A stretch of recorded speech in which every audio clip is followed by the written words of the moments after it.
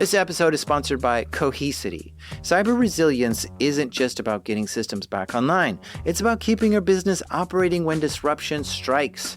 That's the idea behind the Minimum Viable Company, or MVC, a trusted operating core for recovery. Cohesity built the MVC to help organizations identify the essential applications, data, people, and processes required to serve customers, maintain communication, protect revenue, and meet critical obligations. By restoring this trusted operating core first, organizations can reduce downtime, accelerate recovery, and maintain continuity while broader restoration efforts continue. It also provides a clear recovery target, enabling teams to focus resources where they will have the greatest business impact. Learn more at cohesity.com/resilience. That's cohesity.com/resilience. Cohesity, resilience everywhere.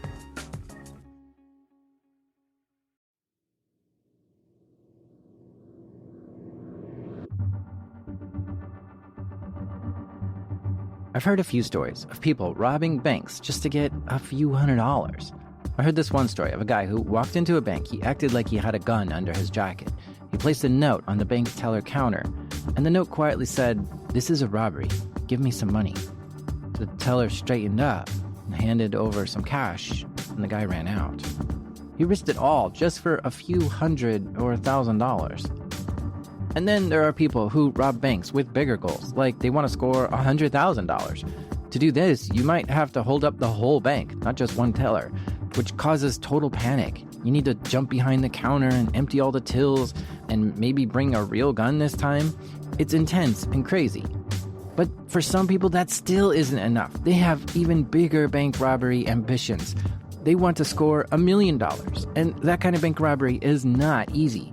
You have to time it just right, like just after someone makes a big deposit, or maybe you plan to knock over a few of those armored bank trucks all at once. But some people have done it, and it usually takes a lot more resources and skill to pull off $1 million bank robbery. But still, that's not good enough for everyone. This is a story about how a group of people with some very interesting ties tried to rob a bank for $1 billion.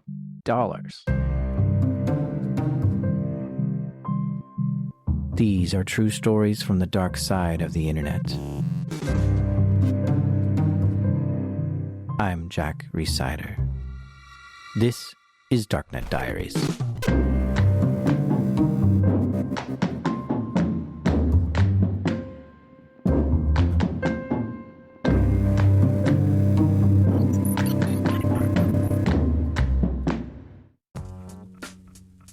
This episode is sponsored by Delete Me. Have you ever thought, I should really be doing something to protect myself from stalkers, scammers, and hackers, but you're not sure what?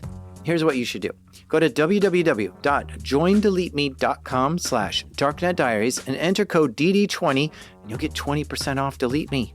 And a few years ago I signed up and Delete Me got busy scouring the internet for my name and gave me reports on what they found and deleted stuff. Take control of your data and keep your private life private by signing up for Delete Me. Now at a special discount for my listeners, get 20% off your Delete Me plan when you go to www.joindeleteme.com/darknetdiaries and use promo code DD20 at checkout. The only way to get 20% off is to go to www.joindeleteme.com/darknetdiaries and enter code DD20 at checkout. That's www.joindeleteme.com/darknetdiaries, code DD20.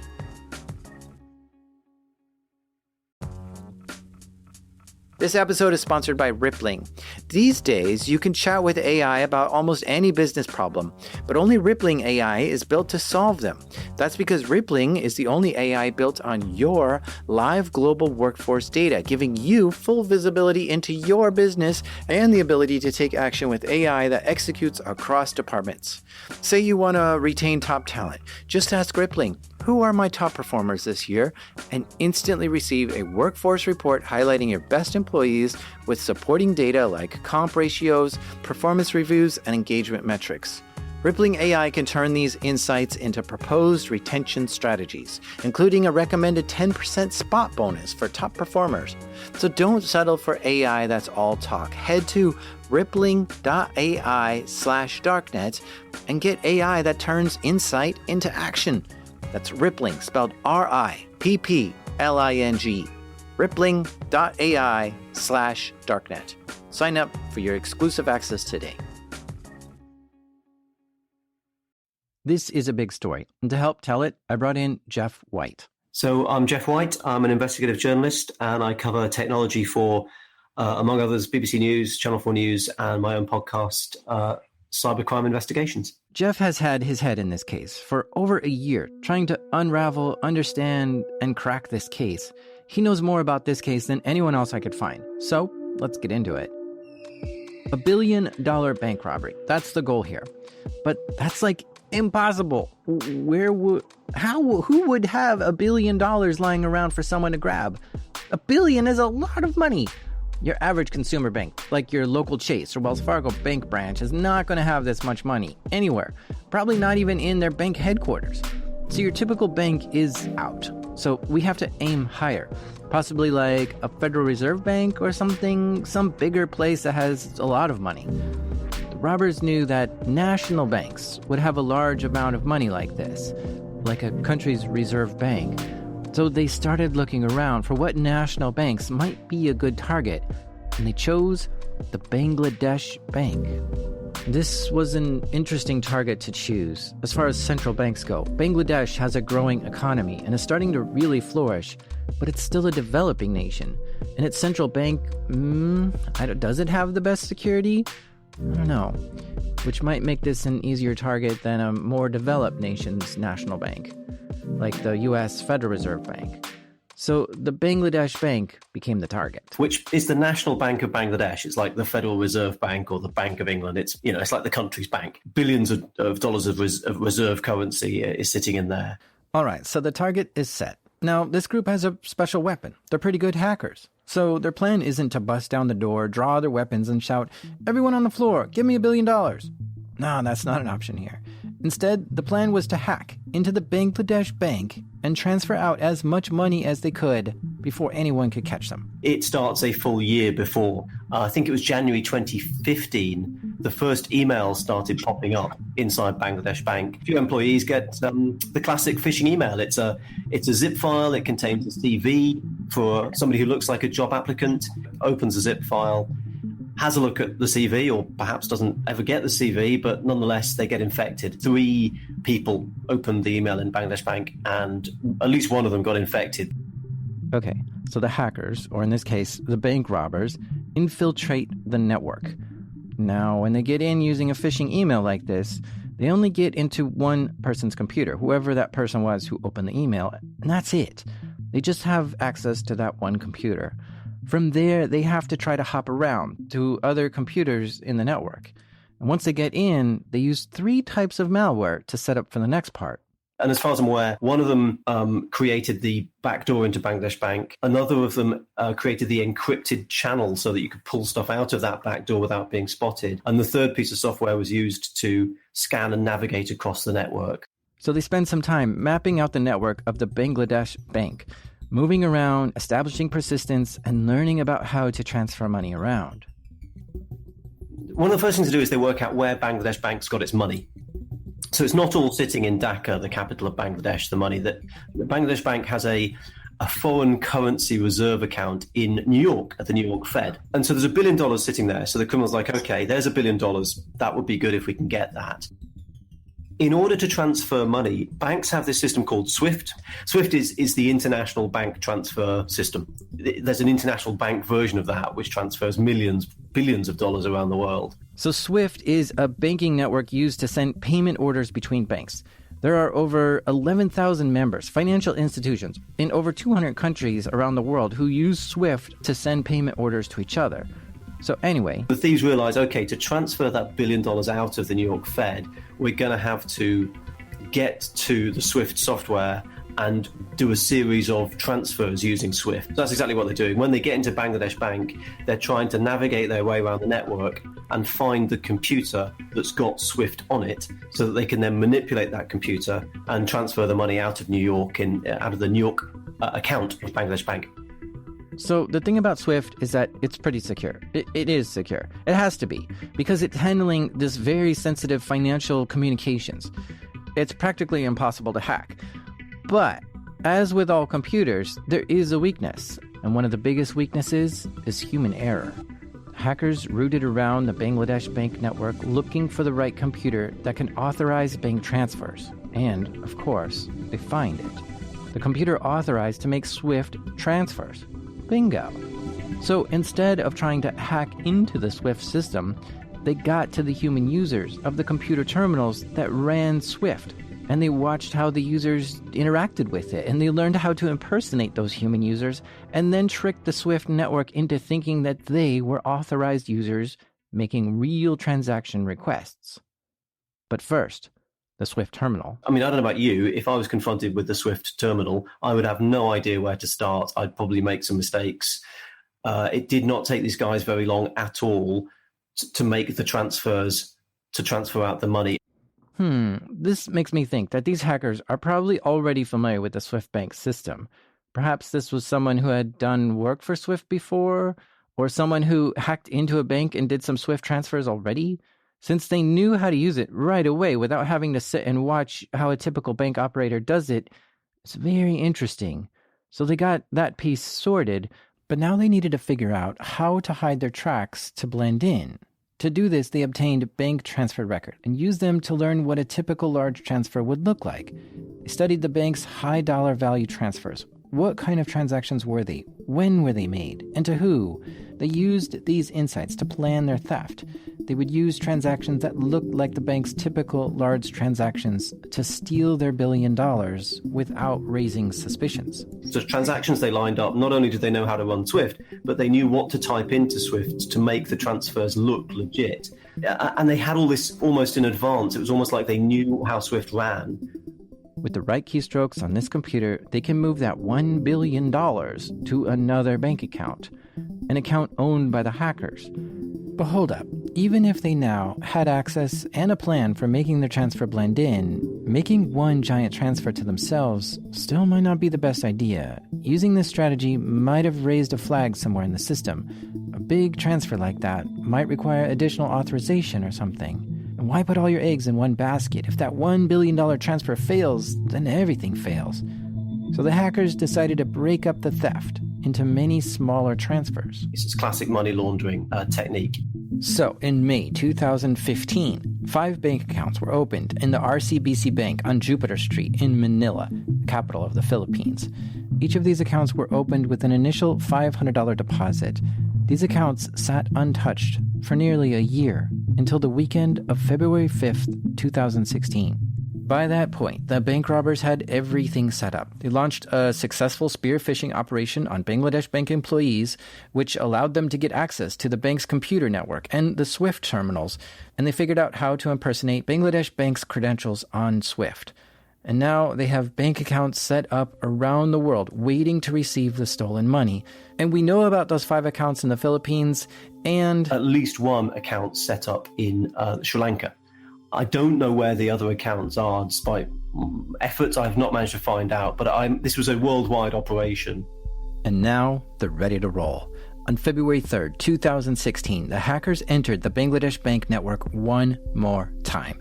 It was a Thursday. They waited for the bank to close that night, and as soon as it did, they made the keystrokes needed to get into the SWIFT terminal. See, the Bangladesh Bank actually has a lot of money in the U.S. Federal Reserve Bank, so they accessed the Bangladesh Bank account in the New York Federal Reserve Bank and started making transfers to 36 of the hackers' bank accounts all over the world. And the 36 transactions totaled $951 million. Now, the timing of this transaction was perfect. A Thursday night in Bangladesh. In classic heist movie tradition, you try and pick a weekend to do your bank break-in. And what you're ideally looking for is a long weekend, a bank holiday weekend, public holiday weekend, which will give you 3 days. In an already really well thought out elaborate plan, the timing was a stroke of genius, because it meant that not only are the hackers dealing with a long weekend, but they're also taking advantage of 3 time zones here. You've got Bangladesh Bank, which is the bank that's been hacked into, where the money's going to be transferred from. You've got where the actual money is, which is New York, which is obviously a different time zone. And you've got where the money is going, which is the Philippines, which is yet another time zone. So what they did was play these 3 time zones to their advantage. Now, besides the time zones being to their advantage, in Bangladesh, the weekend starts Thursday night. And because this was Thursday night, nobody was going to be in on the weekend to see anything suspicious happening. However, it's not the weekend in New York. It's Friday in New York, which means the funds can be transferred properly there. So by that time, a lot of the bank workers would have gone home. They know they've got a good long weekend of 2 days to work with. But of course, it's 9:36 a.m. in New York, where the actual money is. So when they start issuing the commands to transfer out the money, in New York, they've got an entire day of New York working on it, knowing that the people in Bangladesh who might be keeping an eye on it, or most of them aren't at work over the weekend. And there's another detail of timing that also helped them out. The attack started on Thursday, February 4th, and on that following Monday, February 8th, was the Chinese New Year, which is a bank holiday in the Philippines, which is where those RCBC bank accounts were sitting. So you've got all of Thursday, Friday, Saturday, Sunday, and Monday with these 3 time zones working to your advantage. So on Friday morning in New York, the Federal Reserve receives all these SWIFT transaction requests that look like they're coming from the Bangladesh bank. And the New York Federal Reserve Bank proceeds to process the transactions. Money starts being sent to the hackers' bank accounts, one by one. Millions here, millions there. And one of the transactions is for $20 million to one of the hackers' bank accounts in Sri Lanka. $20 million was going to go to Sri Lanka, which is a huge amount of money for the charity concern that it was going to. So the New York Federal Reserve approves the request, and the $20 million starts making its way to the intermediary bank, which happens to be in Germany. But it gets stopped there because of a pretty basic human error. The money was trying to be sent to the Shalika Foundation, but the transfer request spelled it as Shalika Foundation. It was missing an O. And when a human looked at this transfer, it rang some alarm bells. So the bank in Sri Lanka flagged it back to a bank in Germany that had done the transfer. They in turn transferred it back to New York and said, we think something's wrong with this. And New York, you can imagine, had some pretty hairy moments looking at these transactions and going, oh shit, something's wrong here. So this raises the alarm, and the New York Federal Reserve is now scrambling to try to figure out what's going on. And they tried calling the Bangladesh bank, but it's Friday. And Friday is a weekend in Bangladesh, so they have trouble getting through. By this point, the hack is done. They hacked into the Bangladesh bank, sent money to the New York Federal Reserve, and then told the New York Federal Reserve to send it to 36 accounts. By Friday at 3:59 a.m. local time in the Philippines, the hackers log out of the Bangladesh bank SWIFT network. The malware that they had installed on the machines began deleting evidence of their crime. But hold up, you'd think that the bank's security systems would have some kind of fail-safe to protect against this kind of robbery, right? There's a printer, an HP LaserJet printer, in the corner of the office in Bangladesh Bank, and its job is partly to print out records of SWIFT transactions when they're made. And so every day, including on Bangladeshi weekends, that printer is automatically printing out all the transactions that are coming in. And normally, that's not that many, maybe a dozen. So the paper printouts are one safeguard. And another safeguard is that there's employees who are on duty and it's their job to scrutinize the transactions on these records. On the Friday of the hack, that employee was named Zubir, and he was a director of the bank. But the hackers had a plan for this too. Now, the hackers, one of the smart things they did when they did their heist was to realize that if the printer kept going, it would immediately expose what they'd done. To deal with this failsafe, the thieves hacked the printer to make it print blank pages of transaction records. Then they installed malware on the computers running the printer that would delete evidence of the messages. So Zabir was in the office on Friday, but the printer was just printing out blank pages. He assumed it was just some technical glitch, and he could deal with it on Saturday. But then on Saturday, there was an even bigger problem. When the Bangladesh Bank employees tried to log into the SWIFT terminal, they were seeing errors and couldn't log in. When they finally were able to log into the system, they saw 3 messages from the New York Federal Reserve asking about the large quantity of payment instructions that they had received over the Bangladeshi weekend, which altogether totaled almost $1 billion. So at this point, on Saturday, Zabir was pretty panicked. He tried to call the New York Federal Reserve Bank, But, of course, it's now Saturday, where the banks are closed in the U.S. He starts emailing and faxing in requests to the Federal Reserve to stop all transactions and payments for this. At some point, the Bangladesh bank employees also shut down their server in an attempt to stop even more fraudulent transactions from executing. They then start making a series of appeals. They're obviously contacting the New York Federal Reserve to try and get the money back. I never realized this about the international banking system, but there's a lot of intermediaries. So it's not just from the New York Fed that the money goes straight to the Philippines or straight to Sri Lanka. It goes to a number of intermediary banks. So get the sense of a kind of sense of panic. One bank contacting another and saying, well, hang on, what's happened here? Well, we transferred the money to you. Where's the money gone now? So you've got multiple different banks to go through. I'm going to pause for a quick break here while I add up how much money successfully got through. Stay with us. This episode is sponsored by SpyCloud. Everyday stolen identity data like credentials, session cookies, PII, and more flows through criminal underground markets. Most companies don't know what's been exposed until it's too late. For the last decade, SpyCloud has existed for one reason: to disrupt cybercrime and end criminals' ability to profit from stolen data. That mission has never been more urgent.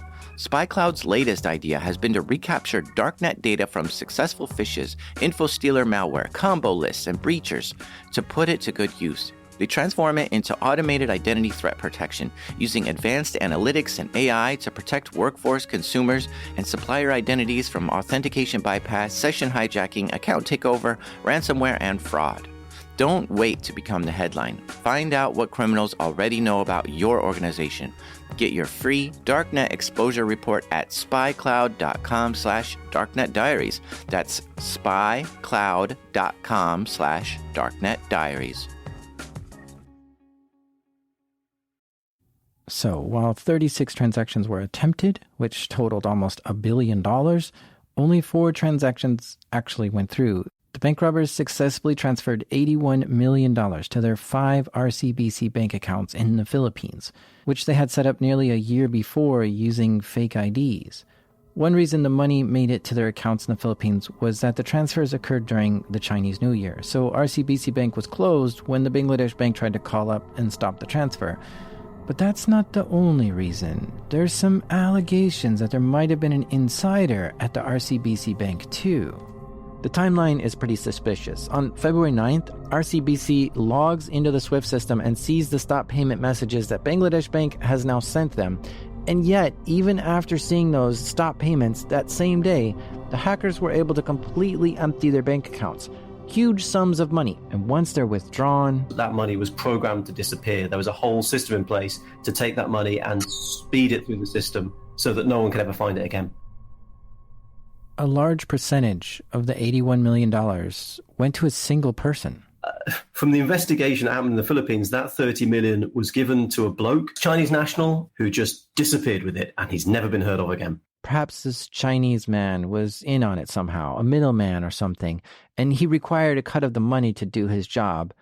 But yeah, we don't know what happened to him or his money. He just vanished. But that's still $50 million for the rest. So the next part of the plan was for the hackers to make it so that this money couldn't be traced back to the bank heist. They needed to come up with a plan to launder $50 million. And to do that, they sent it directly to a casino. One's called the Midas Casino, and one's called the Solaire Casino. I think it was 30 million in the Solaire and 20 million in the Midas. Now, it's not clear how the money got to the casino. But from what I understand, when high rollers come into town, they don't stroll in through the front door with like $1 million in a briefcase. No, they link up their bank account to the casino's bank account and initiate transfers to the casino that way.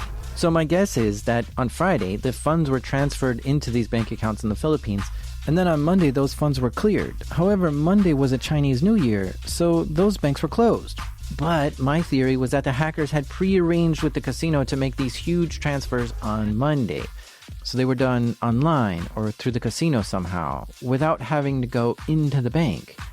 But now that the money was in the casino, they couldn't just grab their money and go.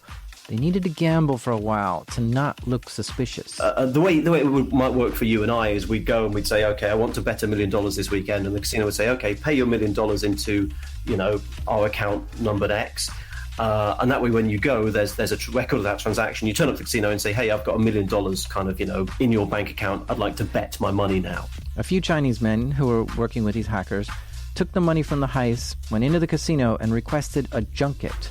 A junket is a private room for high rollers who can gamble without being bothered. Basically, you tell the casino, I want a room for a certain number of gamblers, and we're going to spend $10 million here. And what's most important about this, certainly from a money laundering point of view, is the chips that are issued, the casino chips that are issued, only work in that room. They're like branded casino chips, they only work in that room. So what that means is if you're a money launderer and you've paid your 50 million to these casinos, you hire out a room, you've got your guys in there to gamble, you know that those chips are only going to be spent and gambled in that room. So you've got a controllable situation. These guys can't wander off somewhere with your chips and spend them elsewhere. They've got to spend them in that room, and you can keep an eye on what they're spending. The other important detail about these junket rooms is that they were playing Baccarat. Baccarat is interesting because there's only two things to bet on in Baccarat. You bet on the banker or you bet on the player. And they say that if you keep playing Baccarat over a long period of time, the odds are pretty good that you'll get about 90% of your money back. So the casino will end up with 10% of your money after you play for a long period of time, which is sort of a safe way to gamble without losing too much. This will allow the hackers to gamble without causing suspicion, like they're just cashing out and laundering money. So the hackers sat there in a private junket in the two casinos in the Philippines, gambling their loot that they just stole, just trying to buy enough time to cash out without raising suspicion. And because at this point, everyone involved, the Bangladesh Bank, the New York Federal Reserve, the RCBC, and the law enforcement agencies, they know that 81 million has been stolen. The authorities were able to follow the money to the casino, which raises a question. If we know all this money passed through two casinos to be laundered, are the casinos responsible at all? Well, as it turns out, just days after the bank heist, Bangladesh Bank asked the Philippines authorities for help, and the authorities shut down those fake bank accounts, and they knew where the men went with the money, and they knew what casinos they were in, but the country's law enforcement let them play without making any arrests. The casinos, for their part, had some plausible deniability. To us, this just sounds crazy, and a bunch of Chinese guys turn up and bet tens of millions of dollars. But if you're a casino in the Philippines, that happens a lot. So it isn't unfeasible that the casino could have looked at this and thought, well, hey, here's some high rollers in town, big spenders. It's worth pointing out that in the Philippines at that time, casinos didn't have good money laundering regulations. So it's possible that's why these casinos were targeted for this. The robbers finished their gambling, which was actually money laundering, quietly cashed out their chips, walked out of the casino, and promptly left the country, flying to China. In total, the hackers were able to successfully steal $81 million from the Bangladesh Bank. So who exactly were these hackers? Well, it turns out it was the North Korean government. North Korea starts getting into computer hacking from what the experts say in about 2009. There's the creation of a thing called the Reconnaissance General Bureau, which pulls together a lot of their hacking kind of people into one unit. Security researchers dubbed this North Korean hacking group the Lazarus Group, which also is known as the Reconnaissance General Bureau, or APT-38. And researchers found traces of Lazarus Group on other attacks too. And it's really interesting to see a nation-state getting into the game of bank robberies. Because nation-state hackers don't rob banks. They never hack for financial gains. I seriously can't find any other story of a nation-state hack where their goal was to steal money. North Korea seems to be the only one hacking for financial gains, which is so weird. But according to Jeff, this actually kind of makes sense from a geopolitical standpoint. 2013, the sanctions are passed, restricting North Korea from bulk transfers of money, which is a response to North Korea launching, missile tests that the world does not want it to do. That's 2013. It stopped from getting access to international money. 2 years later, 2015, they start hacking into Bangladesh Bank, according to the FBI. So you can see a progression where it's like, we can't get any money. How are we going to do that? Well, let's just try and hack our way around that. So that's where Lazarus Group and these bank robberies come in. It wasn't just Bangladesh Bank that they targeted. Lazarus Group has been tied to almost all of the world's SWIFT attacks to date. Banks in Ecuador, Vietnam, Poland, India, Taiwan, and Russia have all been hacked and had attempted bank robberies, which can be attributed to hackers within the North Korean government being the main culprits. They've been hitting bank after bank, attempting to steal millions of dollars. All in, Jeff estimates that the Lazarus Group has tried to steal roughly $1.2 billion, but has only ended up with $122 million. And some say that this $81 million bank heist from the Bangladesh Bank was the largest bank robbery in history. And if it is North Korea, that's $1.2 billion going to a country that's under international financial sanctions. So I've discovered, for the ones I've added up, they've tried to get 1.2 billion. What they ended up with was 122 million. So roughly a tenth of what they tried to get is what they actually managed to pull out. So if Lazarus Group has stolen 122 million, that would be a significant portion of North Korea's GDP. And since it's been so successful, I see no reason why they can't continue to do this for years into the future. And typically what we've seen is the money is taken to Macau in China, which is where the money went after they cashed out on this casino. And from Macau, it can then be wired directly into North Korea, because North Korea does business with companies in China, and so this transaction could easily be hidden. So yeah, $122 million stolen. This looks like North Korea got away with it. But don't just take my word for it. The U.S. Department of Justice investigated this a lot. The FBI wanted to know more and spent 2 years tracking down who hacked the Bangladesh bank and came to a conclusion. In late 2018, the U.S. Department of Justice gave this announcement. We have unsealed criminal charges against a North Korean computer programmer for participating in a conspiracy that conducted sophisticated cyber attacks around the world on behalf of the North Korean government. Members of the conspiracy are responsible for some of the most damaging and most well-known cyber intrusions in history, including the cyber attack targeting Sony Pictures and the cyber heist of Bangladesh Bank. The criminal complaint unsealed today specifically charges Park Jin-hyuk.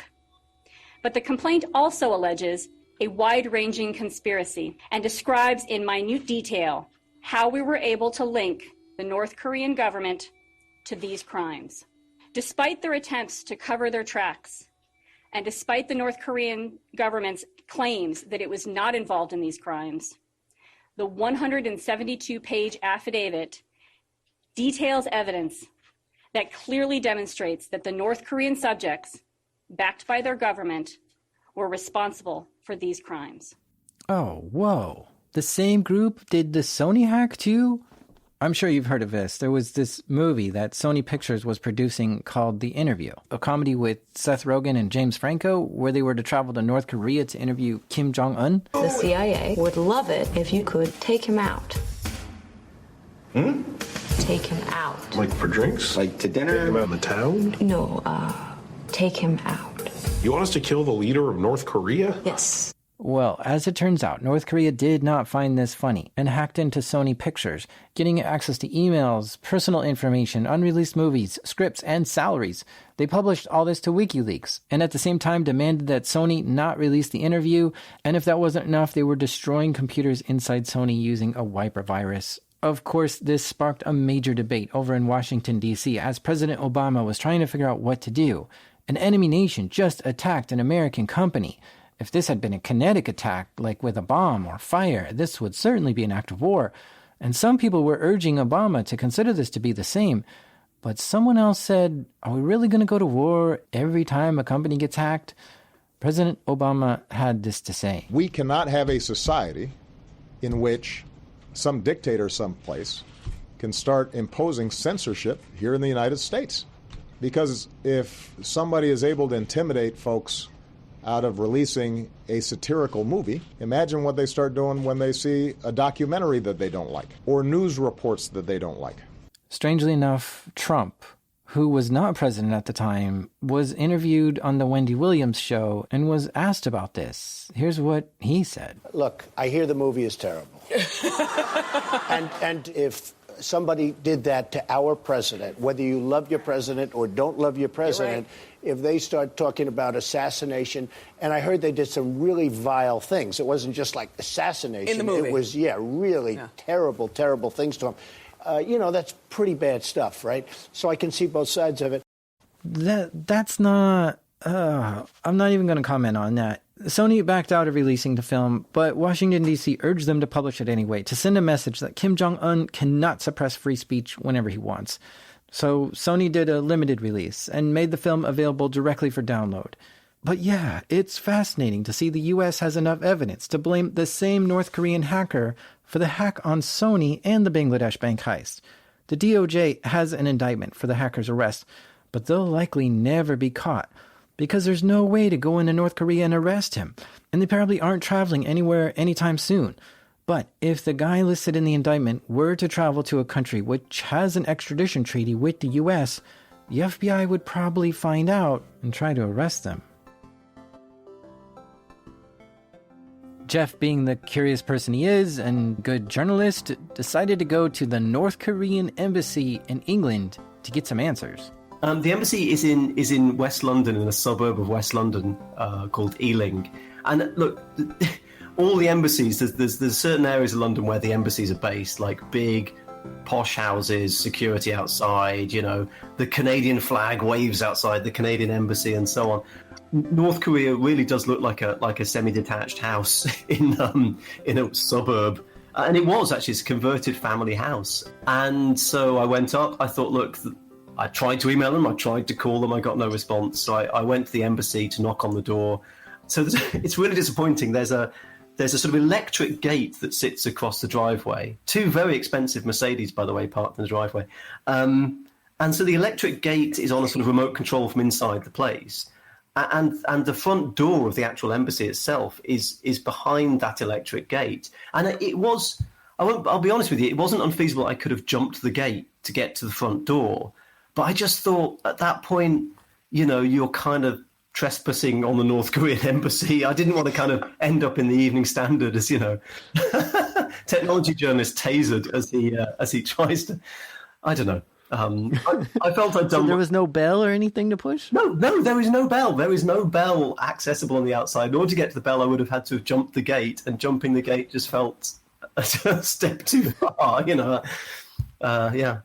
So I sent them a letter by recorded delivery, and I got a little confirmation back from the post office saying that my letter had been received by Mr. Kim at a particular time. Mr. Kim still hasn't got back to me to answer my questions. I suspect I won't hear back, but worth the trip. I want to take a minute to emphasize that this $81 million was stolen because someone clicked a link on a phishing email. This goes to show that humans are still the weakest link in the network, but the other $900 million in transfers was stopped because of a human. Somebody spotted these transactions and was able to take action, which protected most of the $1 billion payload from the hackers. So yeah, while humans are the weakest link, they're also the strongest link at the same time. And a well-trained and educated employee can do wonders for a company by protecting their systems from hackers. In 2018, the Bangladesh bank brought a lawsuit against RCBC, the bank in the Philippines where the money was sent to, for failing to quickly put a freeze on the fraudulent accounts. They alleged there was corruption or collusion, which allowed the hackers to get away with it. But RCBC responded with a defamation lawsuit. They were saying it was an inside job from the Bangladesh bank. But check this out. In January 2019, the bank manager at RCBC was arrested and found guilty of money laundering. She was sentenced to 4 to 7 years in prison. And as it turns out, she was the one who opened the bank accounts that the stolen money was sent to. Now, she handles things related to customer care, and I don't know enough about the RCBC policies to know if it's normal for a bank manager to open accounts for customers. So I'm not sure how suspicious this is, but so far, she's the only one to have been arrested in connection with this bank robbery. In the meantime, the Lazarus Group continues to attack the SWIFT banking system. In October 2017, they hit the Taiwanese Far Eastern International Bank.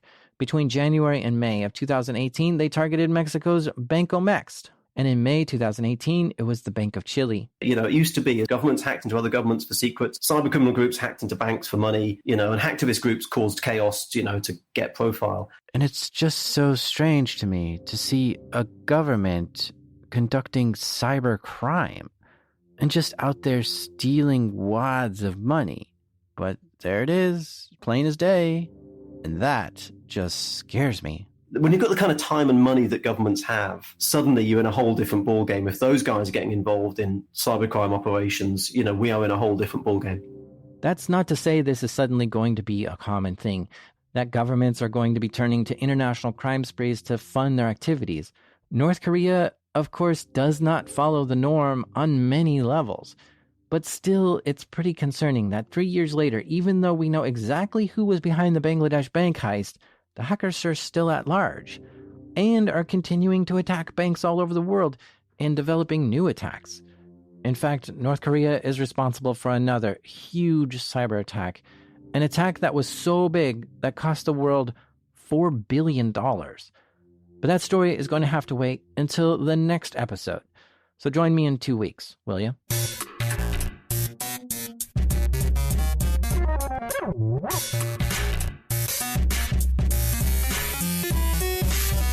A big thank you to journalist Jeff White for sharing his research and insights with us. Jeff has just published a new book. It's called Crime.com, From Viruses to Vote Rigging, How Hacking Went Global. And I highly recommend it. Jeff is a great investigator and writer, and trust me, this book is right up your alley. There's an affiliate link to Crime.com in the show notes, so check it out. Jeff also has a pretty good podcast called Cybercrime Investigations, where he goes super in-depth on stories he investigated. I also highly recommend that podcast. This show was made by me, the Gold Coder, Jack Resider, and this episode was produced by the Sandy Surfer, Eileen Guo. The original score for this episode was done by Garrett Tiedemann, and our theme music is by the bobbling Breakmaster Cylinder. And even though cyber actors are working on new cyber pathogens to wage cyber attacks on cyber bullies who have too much cyber sex, this is Darknet Diaries.